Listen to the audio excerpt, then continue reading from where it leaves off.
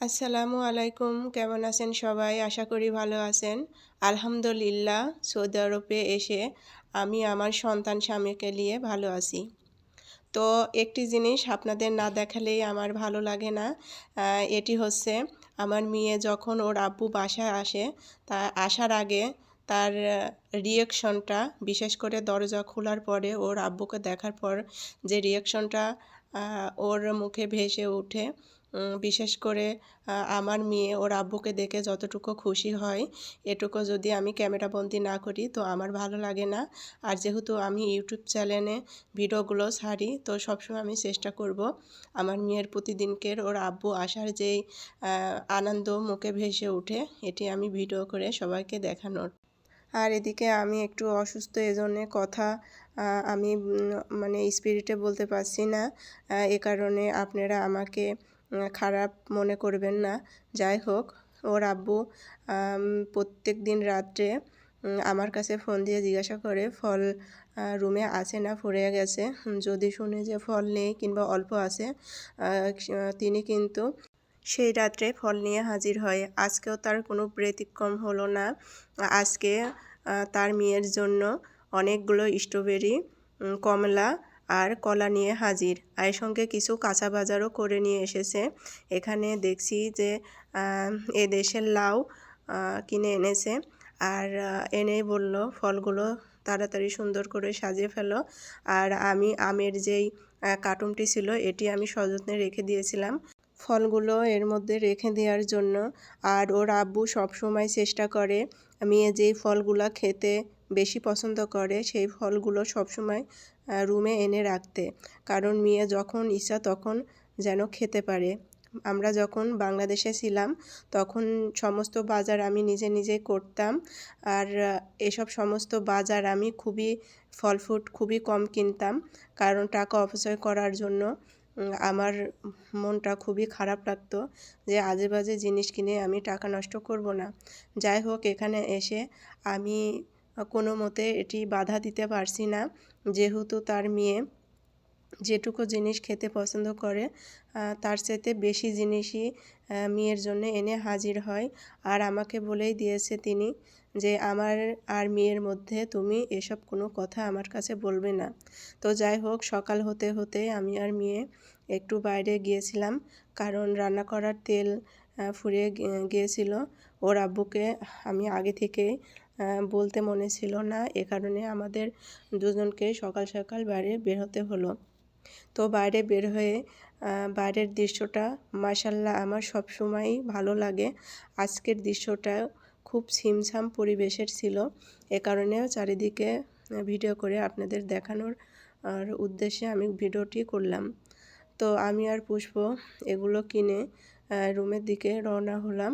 আর পুষ্প আগে আগে দৌড় দেয়। আর সাথে আমি কিছু সবজিও নিয়েছিলাম, যেহেতু পুষ্পর আব্বু আগের দিন রাত্রেও বাজার করে লাল শাক এনেছে। তো পুষ্প মূলার শাক খেতে খুবই পছন্দ করে, এ কারণে কিন্তু আমি মূলার শাকটিও ওখানে টাটকা দেখে নিয়ে এসেছি।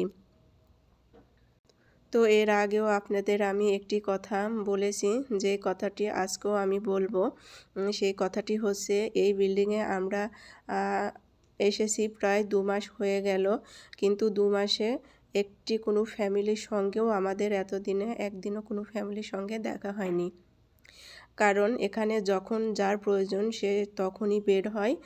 তাছাড়া আমরাও আমার প্রয়োজনেও শুধু বের হই। আর এখানে আমাদের পরিচিত কোনো ফ্যামিলিও ছিল না, এ কারণে কারোর সাথে আমাদের দেখাও হয়নি। আর এর আগেও তো আপনাদের বলেছি, রুমে থেকে যতটুকু শব্দ আমরা শুনতে পাই ততটুকুই, তাছাড়া কারোর সঙ্গে আমাদের সরাসরি দেখা হয়নি। কিন্তু এখানে যেই ব্যাচেলর রুমে অনেক মানুষ থাকে, তাদের সঙ্গে মাঝে মধ্যে আমাদের বিল্ডিংয়ে ওঠার সময় দেখা হয়, তবে কোনো ফ্যামিলির সঙ্গে এখন পর্যন্ত দেখা হয়নি।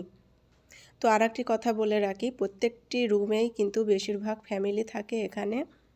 আমাদের রুমে সামনে আরেকটি রুম আছে, এই রুমে একটি ফ্যামিলি থাকে। তারা যখন পাশ দিয়ে যায় তাদের কথা আমি শুনতে পারি। আর এদিকে আমাদের বাইরের যেই লাইটটি দেওয়া আছে, এই লাইটটি শুধু বারবার মানে জ্বলে আর নেভে, জানি না এই সিস্টেম কেন করে রেখেছে। প্রত্যেকটা ফ্লোরের সামনে কিন্তু এই সিস্টেম করে রেখেছে। তো আমার মেয়ে ঘরের মধ্যে প্রবেশ করেই ওই জিনিসগুলো রেখে জুতো খুলেই কিন্তু ও বসে পড়েছে যে কী কী এনেছে। আর এদিকে ও চকলেট, আজকে অনেকগুলো চকলেটই নিয়েছে, কারণ আমি ওকে বলেছিলাম যে আজকে আর একটি চকলেট না, তুমি তোমার প্রয়োজন মতো যেগুলো লাগে নিয়ে নাও, যাতে নেক্সটে এসে আর চকলেট তোমাকে না নেওয়া লাগে। তো যাই হোক, আমাদের এই বিল্ডিংয়ে আমরা একেবারে বোবার মতো হয়ে থাকি। যতটুকু সময় পাই আমি এই যে ভিডিওগুলো করে ব্লগ করার জন্য ভিডিও করি, আর পুষ্প পড়াশোনা করে মোবাইল দেখে, আর সময় যখন হয় ওর আব্বু আমাদের বাইরে নিয়ে যাওয়ার জন্য, এতটুকু সময়ই কিন্তু আমাদের বাইরে বেড়ানো হয়। আর মাঝে মধ্যে গার্ডেনে যাই। আমি বিশেষ করে, যেহেতু আমরা 4 তলায় থাকি, এখানে ওঠানামা আমার বিশেষ করে আমার পক্ষে খুবই সমস্যা, কারণ আমি একটু অসুস্থ। আমি দেশ থেকে আসার আগে আমি একটু অসুস্থ ছিলাম। এখানে এসে মাঝে আমি সুস্থ হয়ে আবার আমার শরীরটা একটু খারাপ। আর বিল্ডিং থেকে নামার সময় আমার তেমন কিছু মনে হয় না, তবে বিল্ডিং থেকে ওঠার সময় আমার খুবই কষ্ট হয়। এ কারণে আমি বাইরে খুব একটা বেশি যাই না। আর এছাড়াও আমি যখন ব্লগ করার জন্য ভিডিও করব মনে করি, তখন আমাকে বাইরে যেতে হয়। আর এখানে বাইরে গিয়েও কিন্তু আমি সরাসরি তেমন ভিডিও করতে পারি না, কারণ জানি না এক এক জায়গার এক এক কালচার।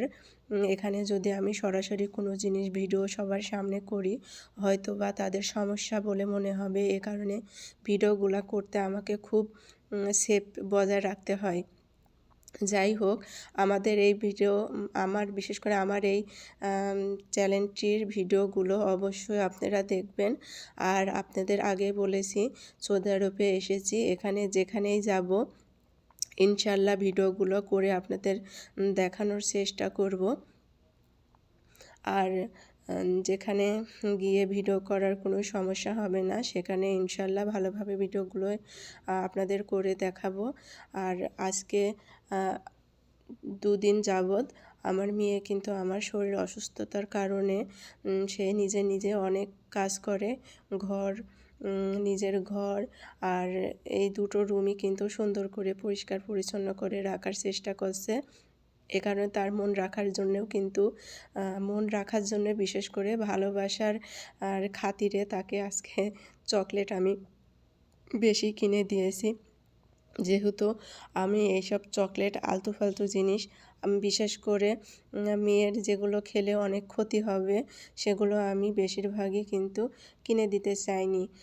তারপরে পুষ্পর আপু আগের দিন রাত্রে যে শাকগুলো এনে দিয়েছিল, লাল শাক, এই শাকগুলো আমি ঝটপট পরিষ্কার বেছে নিচ্ছি, কারণ এই শাক রান্না করতে হবে।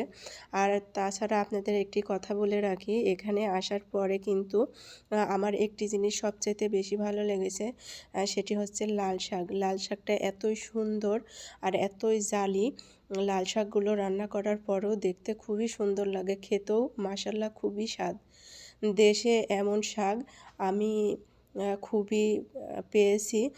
শুধু লাল শাক বলে যেগুলো আমি কিনে দেশে রান্না করতাম, চুলায় দিতে দিতে শাকগুলো কিন্তু সাদা হয়ে যেত।